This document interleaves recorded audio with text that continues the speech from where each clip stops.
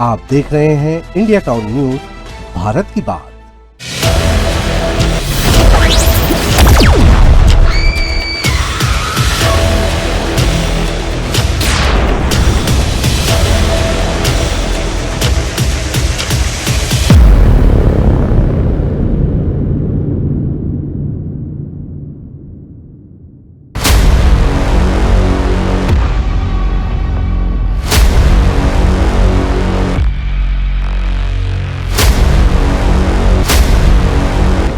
Hanging हुए मिले हैं और उसके पुत्र पुत्री लेटे हुए मृत अवस्था में पाए गए हैं।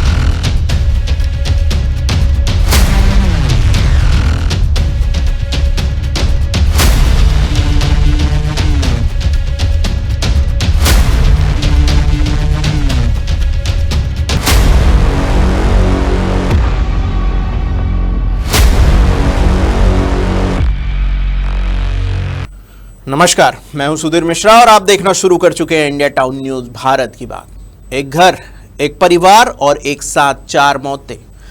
सुबह सुबह जब दरवाजा खुला तो अंदर का मंजर देखकर लोगों की रूह कांप गई।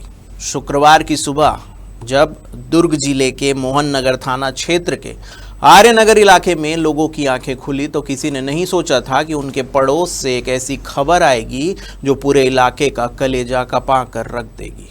एक बंद कमरा और उस कमरे के भीतर एक ही परिवार के 4 सदस्यों की संदिग्ध मौत। पति और पत्नी फांसी के फंदे पर झूलते मिले और उनके 2 मासूम बच्चे जिनकी उम्र खेलने कूदने की थी वो बेड पर बेजान पड़े मिले। आखिर एक रात में ऐसा क्या हुआ कि गोविंद साहू को अपनी पत्नी और 2 बच्चों के साथ मौत को गले लगाना पड़ा? क्या यह महज एक सुसाइड है या फिर इसके पीछे कर्ज का वो जानलेवा दलदल है जो आज के दौर में मिडिल क्लास परिवारों को जिंदा निगल रहा है? पुलिस के हाथ जो सुसाइड नोट लगा है वो किस ओर इशारा कर रहा है?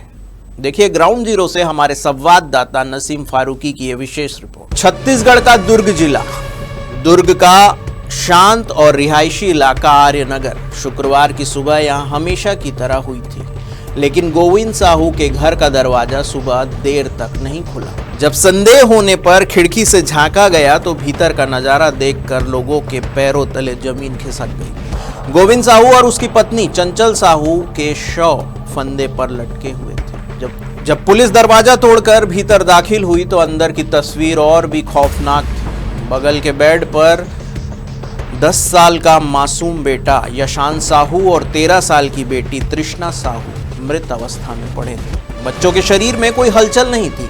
एक ही झटके में पूरा का पूरा परिवार इतिहास के पन्नों में दफन हो चुका था। घटना की खबर आग की तरह फैली और मौके पर मोहन नगर पुलिस के साथ वरिष्ठ अधिकारी पहुंच गए। फॉरेंसिक एक्सपर्ट की टीम ने कमरे से सबूत जुटाने शुरू किए, लेकिन इस दौरान आर्यनगर की गलियों में दबी जुबान से एक ही चर्चा तैर रही थी। वह थी गोविंद साहू के ऊपर भारी भरकम कर्ज का होना। पड़ोसियों और जानकारों के मुताबिक गोविंद पिछले लंबे समय से आर्थिक तंगी और कर्ज के भारी दबाव में जूझ रहा था। इस कर्ज की वजह से घर में आए दिन तनाव का माहौल रहता था। रोज रोज के तगादे और आर्थिक तंगी ने परिवार को इस कदर तोड़ दिया था कि उसके सामने सिवाय मौत के कोई रास्ता नहीं बचा था। इस पूरे मामले में 4 बड़े सवाल निकलकर सामने आ रहे हैं, जिसका जवाब अभी पुलिस खंगाल रही है। खाना वाना खाए हैं, खाना खाने के बाद में बोले चलो रसोई मिठाई खाए हैं, आइसक्रीम खाए बोलते, और बोले चलो सोते हैं, और सोने गए। रात को ये सब आप लोगों को कब जानकारी हुई? हमको सवेरे पता है ना। अच्छा। तो मेरे पूछे जब गए थे तो। आपको क्या यकीन हो रहा है कि ये परिवार ऐसा कर सकता है? आपको नहीं यकीन नहीं हो रहा है कि ऐसा कैसे कर रही है वो। ये हम लोग को लग रहा, खुद शौक में, हम लोग खुद शौक में हैं। रात को कोई हल्ला ऐसा कुछ? नहीं ऐसा कुछ नहीं। हमको तो सवेरे 8 बजे मैं यहाँ बाहर बैठी थी, शाम को बैठ जाती दोपहर में, सवेरे पे वहाँ बैठी थी तो थोड़ा सा रोने की आवाज़ आई उनकी। तो मैं बोली कहाँ से रोने के? मैं बोली ऐसा परिवार में कुछ ना कुछ लग जाता है, कोई झगड़ा वगड़ा कुछ हुआ होगा। तो उनका दामाद जो बिलासपुर वाले हैं वो इधर उधर घूम रहे थे और फ़ोन कर रहे थे सबको। बच्चे को देखे थे आपने? कैसे? नहीं बच्चे को आज नहीं देखे। पहले देखे थे? हाँ बच्चे तो यहीं खेलते रहते थे ना हमारे घर, यहाँ तक अंदर आके। बड़े बड़े बच्चे होगा 10-11 साल की लड़की थी और 9 साल का करीब लड़का। बच्चे खुद मौत को गले लगाएंगे? नहीं। क्या परिस्थिति बनी हुई, कुछ जानकारी? कुछ नहीं। परिवार यहाँ कब से रह रहा है? परिवार बहुत साल से रह रहा है। ये उनका खुद का मकान है किराए से? खुद का मकान है उनका, बहुत पुराने हैं, हमारे से पहले के हैं ये। अच्छा, आप लोगों को कितने साल हो गए? हम लोगों को हो गया होगा करीब 30 साल करीब। चलिए बात करते हैं दुर्ग सुसाइड मिस्ट्री पड़ताल के केंद्र में 4 बिंदु। सवाल नंबर 1, क्या बच्चों को फंदे पर लटकाने से पहले नींद की कोई हैवी डोज या फिर जहर दिया गया था? सवाल नंबर 2, पुलिस को मिले सुसाइड नोट में पारिवारिक विवाद की बात है तो क्या कर्ज के अलावा कोई और भी वजह थी? सवाल नंबर 3, गोविंद साहू पर किन लोगों का कर्ज था और क्या उन पर पैसों के लिए मानसिक दबाव बनाया जा रहा था? सवाल नंबर 4, क्या यह पूरी तरह सामूहिक आत्महत्या है या फिर इसके पीछे कोई और गहरी साजिश है?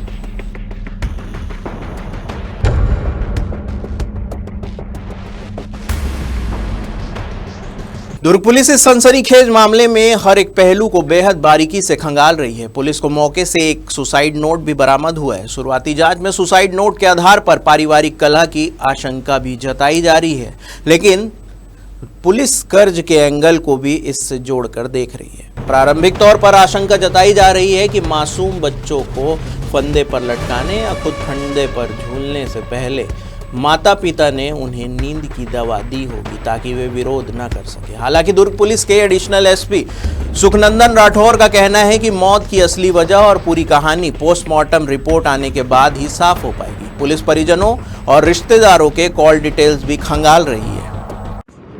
मोहन नगर थाना क्षेत्र के आर्य नगर में एक परिवार के 4 सदस्यों को मृत्यु की सूचना पर पुलिस टीम यहाँ पर मौके पर पहुंची है, जिसमें पति पत्नी हैंगिंग हुए मिले हैं और उसके पुत्र पुत्री लेटे हुए मृत अवस्था में पाए गए हैं। एफएसएल की यूनिट यहाँ पहुंची है, जांच की जा रही है। पंचनामा कार्रवाई कर शव पोस्टमार्टम के लिए भेजा जा रहा है। शव पोस्टमार्टम के बाद मृत्यु का खुलासा हो पाएगा।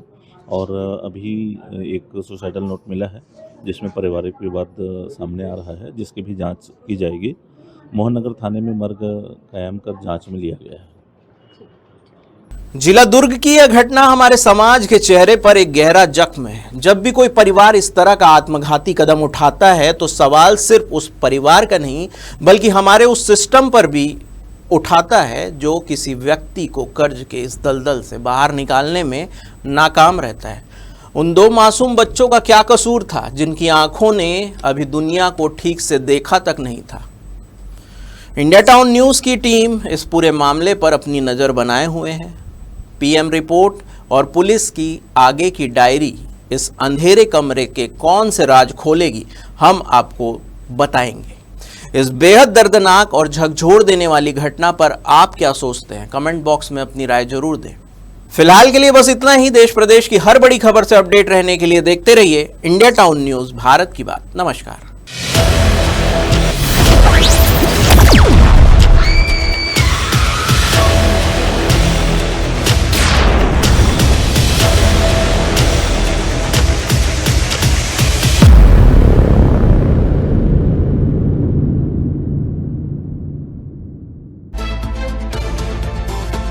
आप देख रहे हैं इंडिया टाउन न्यूज़, भारत की बात।